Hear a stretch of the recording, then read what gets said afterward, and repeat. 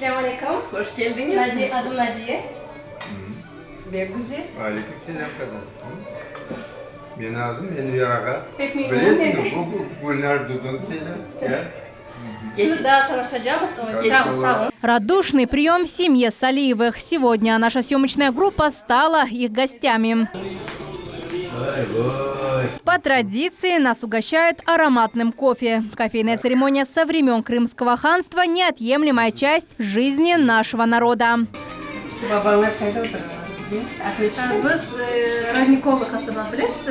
Aeroportlarının. В этом доме особый кладезь обычаев и традиций. Их супруги бережно хранят и передают от поколения к поколению. И помнят всех своих предков. На одной из этих черно-белых фотографий снимок отца главы семейства Энвер Ага. Это мой отец. Он был академиком Тимирязевского университета. Несмотря на многие жизненные трудности, получил образование и всегда с пользой применял свои знания. С ними вместе живет попугай Султан. Он уже завоевал симпатии друзей и соседей. А еще он очень общительный. Полноправным членом крымско-татарской семьи стал лет 5 назад. Вместе с хозяевами он встречает утро, кушает и смотрит вечерами телевизор. Петр Башин. Султан.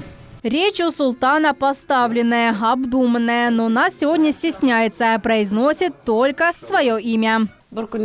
Если один день не откроешь клетку и не пустишь гулять, начинают возгласы возмущения. Неволя, неволя. Выходишь утром в зал, говорит «доброе утро». А если видит, что я искала что-то, но потом перестала, спрашивает «нашла уже? Нашла?» Супруги считают, что все и хорошее, и плохое человек получает из семьи. Поэтому каждый родитель обязан воспитывать своих сыновей и дочерей не только словом, но и личным примером. Слаще языка матери нет ни одного языка в мире. Он свой, он единственный и неповторимый. Мы в большинстве говорим на крымско-татарском. Дети сами знаете. Выходят на улицу, перестают. Но каждый из них свободно овладеет им.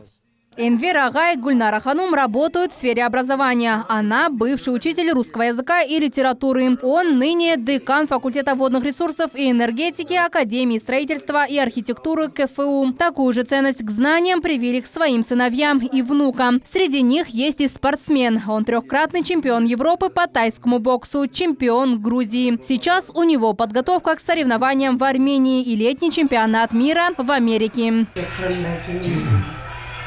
Образцовая семья говорит только на родном языке и призывает весь свой народ сохранять и развивать его. Наджия Исаева, Эрвин Эмиралиев, телеканал Миллет.